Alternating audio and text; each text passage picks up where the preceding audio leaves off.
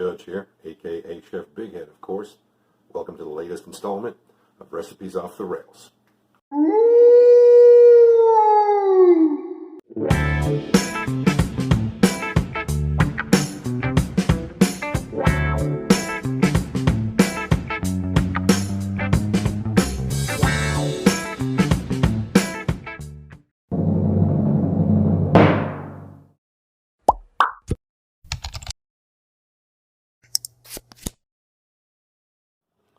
Alrighty, and welcome back to the Bloated Chef. Chef Jerome Judge here, aka Chef Big Head, of course.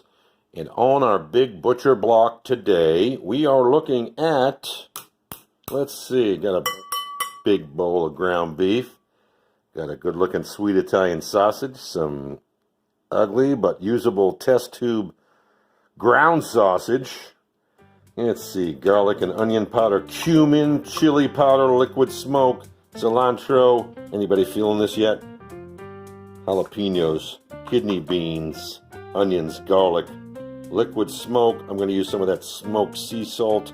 We are going to make a whimsical ground beef mixture here. It's called self-contained chili cheeseburgers. But we're going to do them in kebab form and slider form. Yes, we're getting whimsical again at the Bloated Chef. Whimsical. All right, time for maintenance. We'll go a very small, very fine dice on these onions. Same thing with the jalapenos. I believe it's referred to as brunoise style. Then we're going to rough chop these beans, which we've washed and rinsed and dried. Bite size, just like a bowl of chili. You want to taste the beans. And we have our mise en place. First round, all set up. Everything's chopped, ready to go. And found some caramelized onions in the fridge, and guess what? That's going in there, along with all of our quote-unquote Southwest seasonings. All right, we've removed the casings from the pork, mixed that all together with the beef. It's about 1.5 pounds of all together. And then we'll go ahead and add all of our chopped items in there. Now we'll start the seasoning. 2 healthy tablespoons of garlic.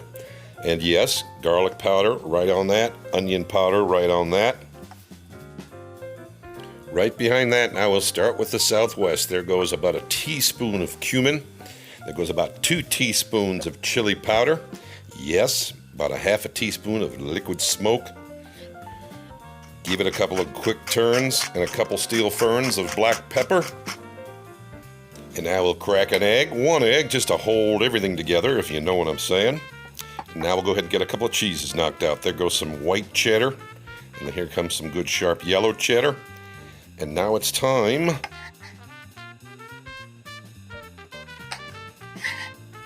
for happy hands. That's right. Make sure you wash them real good. Now we're going to mix this all up and get it well incorporated, okay? We're going to go ahead and wrap that in plastic and let it sit for about an hour in the fridge. And now you know you're all wondering what this little item is. First of all, remove your mind from the gutter. That is where we will place the beef mixture inside the chute. Now, get your hands washed again. Keep a sink full of suds and hot water ready. And then keep some cold water running so you can rinse your hands and handle the mixture. Now that's about a 12-inch wooden skewer. Now watch and observe. As we press down, out pops this perfectly ground beef, ground pork, whatever mixture you use. It's a great looking skewer. Now that first one usually comes out a little on the side. But check out this second one. Oh, yeah. Looks like it came out of a machine. Now here comes a quick savvy secret. Keep your mixture cold. If you feel like it's starting to get a little easy to handle, refrigerate it until it's cold again so it looks like that. Now then, for those of us that don't own an easy kebab maker, you can whack about 8 inches off the top of a plastic soda pop bottle and push the meat in there like you normally would. Make a little bowl with a spout. And basically right here, we're just going to use our knuckles and our fingers and start pressing that meat through as we're advancing the skewer. Keep at it. Stay with it. It's not going to be as smooth, but watch what happens. Bit by bit, keep working it through. Again, make sure the mixture stays cold. It should be a little difficult. That way you know the mixture's plenty cold enough. And now you keep your hands nice and wet. Once you get the size you want and desire, use your wet hands. And you can roll it out. You're basically going to hand form it, but you're going to get almost the exact same thing. Check it out. I got about 12 kebabs out of that mixture. Now we'll take the remaining mix. This is about a quarter of the mixture left. We'll keep a spatula also nice and wet. Keep that running. We'll form a little sheet of the mixture, and we'll start punching out our sliders. Very simple. If you don't have a set of molds like that, they would cost about 14 bucks at Restaurant Depot. If you don't have a card, oh well, you can find them at most of your grocery stores and supermarkets. But we'll go ahead and pull out our small sliders. They're probably about 1.5 ounces to 2 ounces, maybe. We'll take the remaining bit, smooth that back out, keep your hands wet, keep your spatula wet, and repeat the process until we've used them all up. Pretty nice, huh? Now we're going to freeze both mixtures now for about 30 minutes. All right, final step. Here we are on the grill. Already dropped down the sliders. Those are looking good. I got a couple of wieners just for the hell of it. We've wrapped our slider buns in foil. Going to keep them warm on indirect heat. And over there is Mr. Drew Williams, and right behind me is Mr. John Roman Esquire from Cleveland, Ohio. Mr.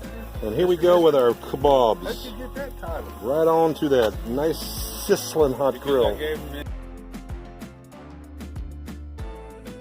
Right.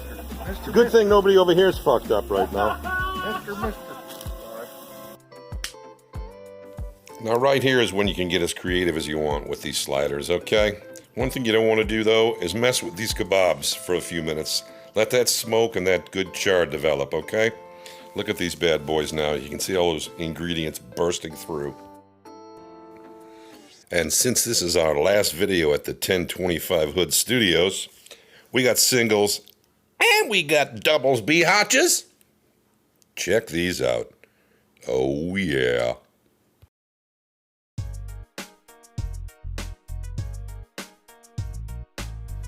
All right, ladies and gentlemen, thank you so much for watching. Do me a favor, please don't forget to click on that big subscribe button, slap down on that like button, drop a comment in the comment section, and maybe even share with your friends. Thanks so much.